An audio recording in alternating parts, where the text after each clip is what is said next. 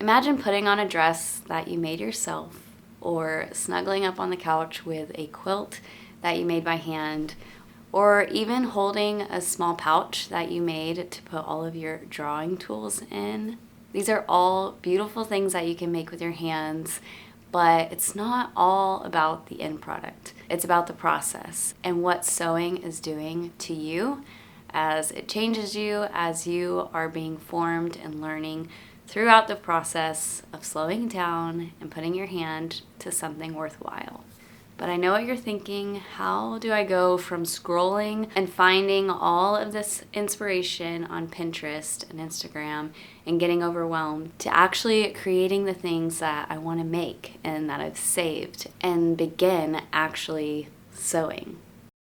So let's talk about a simple, practical way to make sewing an easy, joyful habit so that this is the year that you create more than you consume. I think this all begins with a mindset shift. The first is you don't need to be an expert before you start. I know you know this, but maybe we need to actually remind ourselves this so that we are no longer hung up by the end goal and we get to see some practical one step in front of us before we get to that end result that we desire. I want you to remember that each stitch, every crooked seam, every project that may not turn out how you want it to, is part of the process, and it is a learning experience. That is the main reason why there are seam rippers, because we're all going to make mistakes. We're all going to need to rip out a seam, and the more familiar you become with the seam ripper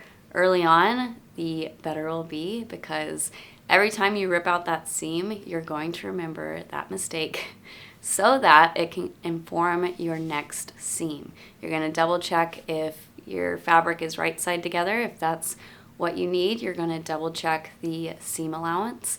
You're going to double check the direction of your fabric.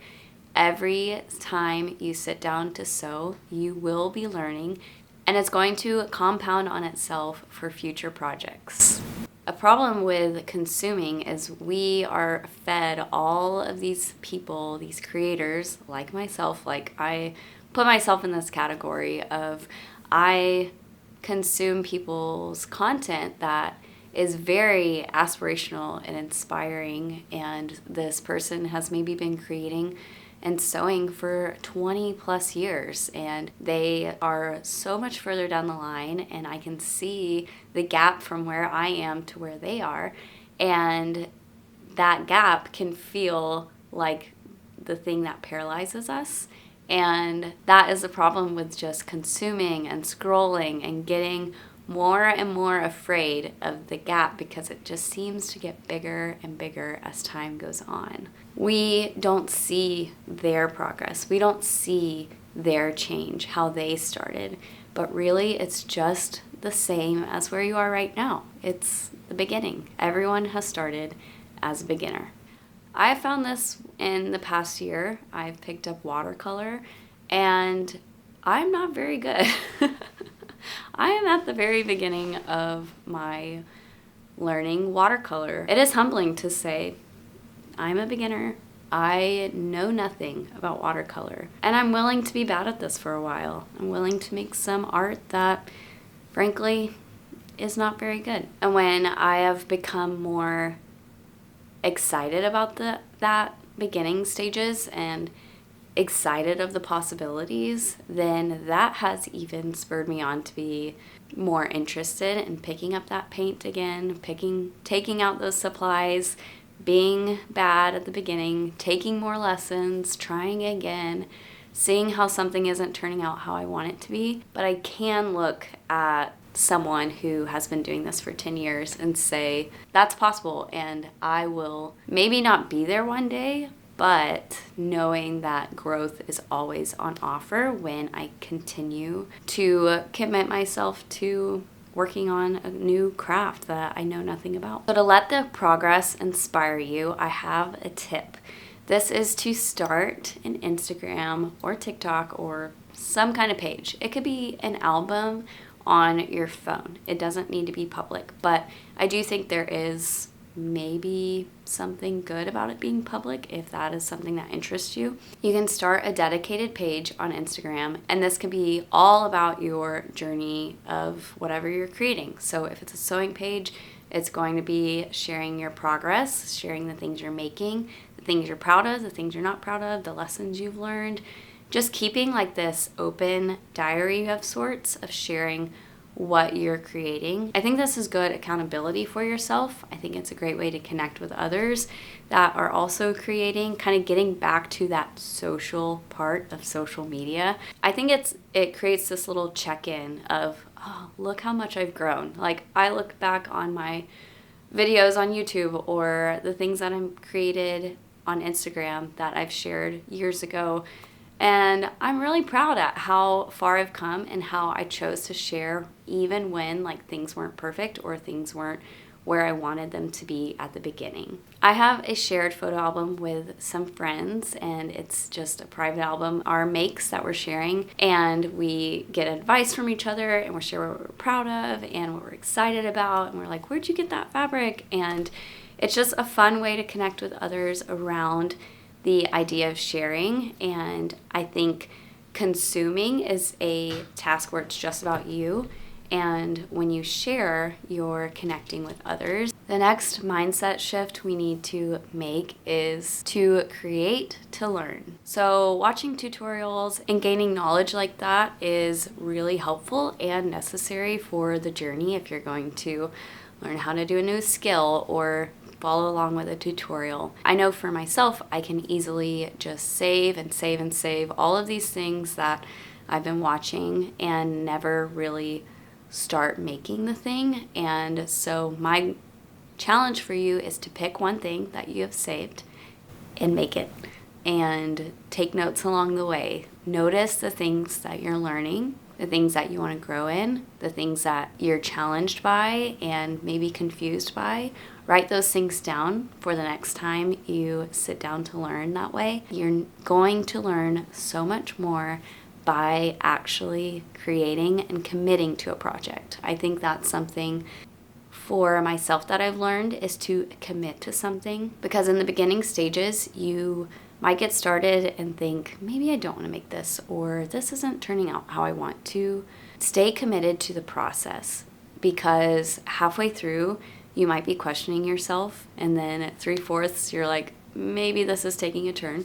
And when you actually complete the project, you will look back, one, on all the things that you learned, and two, be like, oh, I was glad I was committed to this, that I stuck it out, because look at what the result was. I like to just think I am a learner. I want to be a learner, and to learn, I have to do. I want to be a lifelong learner. And so it isn't just one and done. It isn't just go to college for the thing. It is a lifetime of learning and growing in a skill. And the more that you learn, you'll get to do more complex skills, and remember that the basics were really the things that you keep building off of and how important those things were. So always keep learning. I saw this thing recently that C.S. Lewis had quoted, and he was speaking about writing. So he said, write about what really interests you, whether it's real things or imaginary things, and nothing else. Notice this means that if you are interested only in writing, you will never be a writer, because you will have nothing to write about. And I thought that was interesting. Like for me, having this YouTube channel, I talk about sewing. And it would be weird if I only talked about sewing and I didn't sew. I wouldn't be a sewist or sewer. I don't always know what to call that. Seamstress. I wouldn't be that if I only talked about it. Being a creator is to actually create and not just talk about it, not just scroll and save all this inspiration or consume all of this media about the thing. You actually want to do the thing. I just think that's a little mindset shift to remember that you are creative, you are a creator, you are a seamstress, or whatever you want to call yourself, a painter, an artist. I tell my daughter that all the time. Like, you are an artist, you are creative. Like, this is what you are. And when you believe something about yourself, that is going to influence what you do. So let's move on to some practical tips to create more than you consume. The first is to set yourself up for success. So whether that's having a corner set up in your room with a sewing machine or creative supplies, just having things accessible and ready to work on when you have 20 minutes or 10 minutes or an hour. Keeping it organized in one place can just help you feel less scattered and like there's a hurdle to get over before you start sewing. It's kind of like that idea from Atomic Habits where they say if you're going to become a runner and you want to wake up at 6 a.m. to start running, put out your shoes the night before. Reduce the obstacles in your way to start sewing. This could also be if you take film photos, to have your film in your camera ready to go so that when you are in a moment and you see a beautiful image in front of you, to just pull out your camera and take that photo because it's all set up and ready to go. Another practical tip is to do the prep work. So finding time where it's 15 minutes to print out your pattern or iron your fabric or throw it in the washing machine. There are all of these tiny steps that you can do even in the midst of everyday life that will set you up for when you actually have a little dedicated time to sew or to work on a project. The next practical tip is to start simple before you level up. So there are 3 things I recommend sewing if you are a very beginner. You can sew a pillowcase, a tote bag, or an elastic skirt. I think these are all 3 really simple projects that are going to teach you some core basics to get started. And once you feel confident as you've sewn those things, the world of sewing is open to you. You will have so many more things to create. I've also created a free pattern library. It's linked below. It has some very simple projects that are going to kind of get you feeling confident sewing, that are going to be useful to you, that I think are going to kind of build that sewing muscle in you and get you excited for future projects. The thing I love about these small wins are they're going to kind of build a momentum in you. They're going to unlock parts of your brain that everything you see nowadays, you're going to go to a store and be like, I can make that. That inspires my next project. You're going to, instead of just grabbing inspiration from consuming and scrolling, you're going to grab inspiration outside in the physical world, and it's going to like build this confidence in you, just like, yeah, I can make that. I'll say for myself, I sew many involved projects. I sew lots of things, but really I love to sew just a simple project if I'm feeling like I haven't had a win lately or I'm just feeling a little off. I just go back to the basics. I sew something small. I have a pencil case on my list to make. Just these small wins that even I feel like when you've been sewing more advanced things. I made a heart garland with my daughter recently, and that just built me up and made me so excited for future projects, and it was just as fulfilling as like those more involved technical projects. So don't dismiss those little beginner projects because they're actually just so fulfilling. I am a big fan of mood boards, of getting your inspiration that you have seen out in front of you. I'm sure if you are watching this, you're realizing I need to stop scrolling. I need to stop consuming. I've done it enough. It is time to create something. So you have like things saved and built up and screenshotted and on your Pinterest board. I recommend taking it all into Canva. So Canva is a free desktop app. You can use it on your phone as well. And creating a mood board, you're going to drag and drop all of these inspiration photos that you've saved and put it on a document, print it out. Printing is powerful. You can take it to your local copy shop and they'll print it out for you. Having that physical inspiration is the next step to getting started. My next tip is to embrace your limits. We all have limits, and I feel like these days we see limits as a bad thing, as something to push past, and if I didn't have limits, then I would be able to create great things. Or if I had all the time in the world, I could sew that dress that I want to make.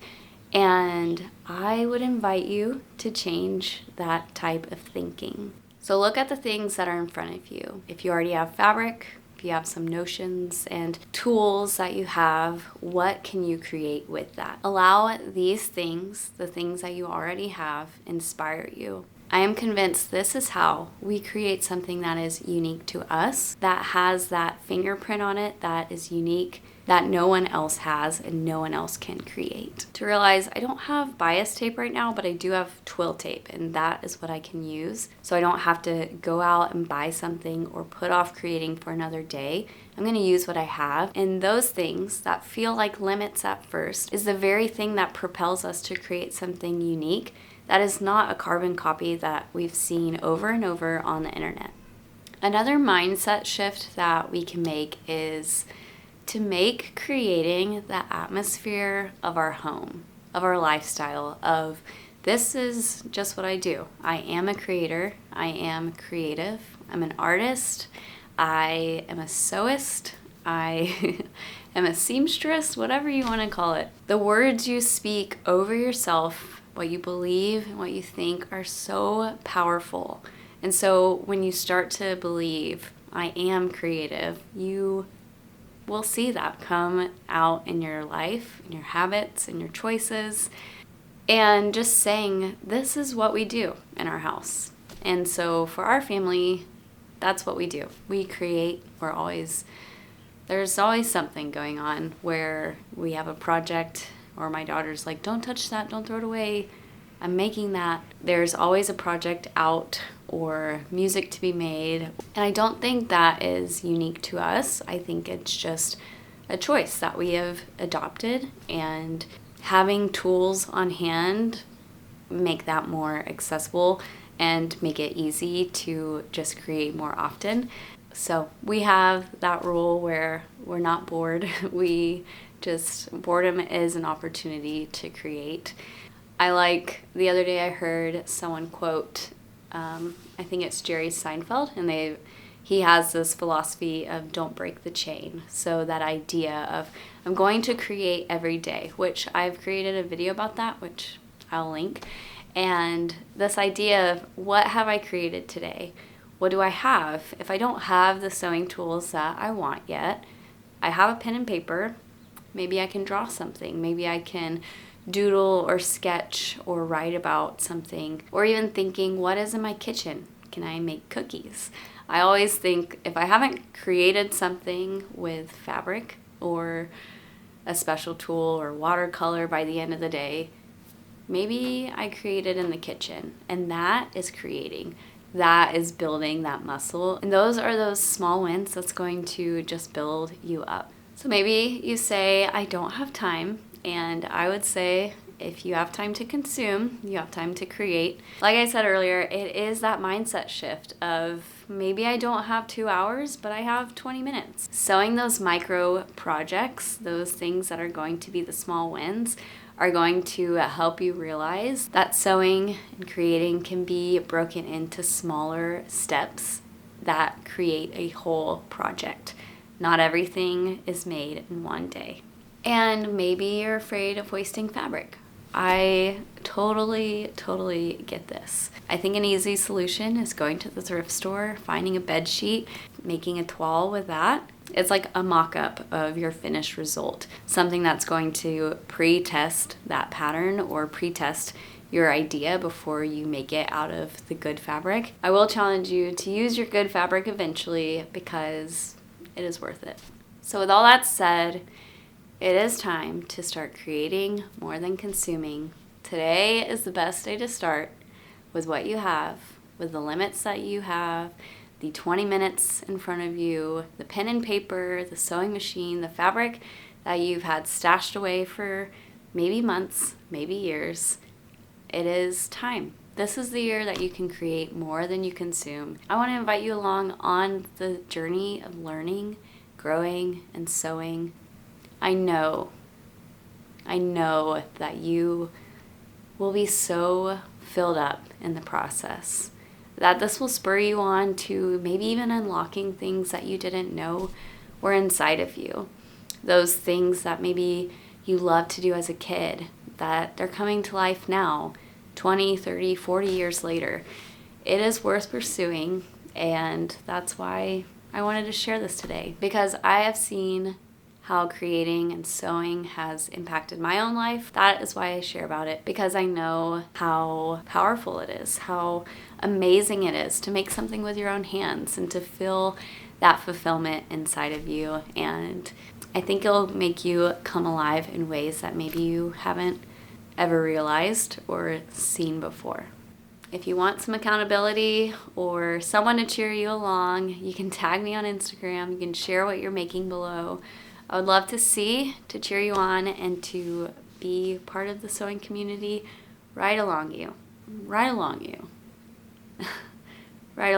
you.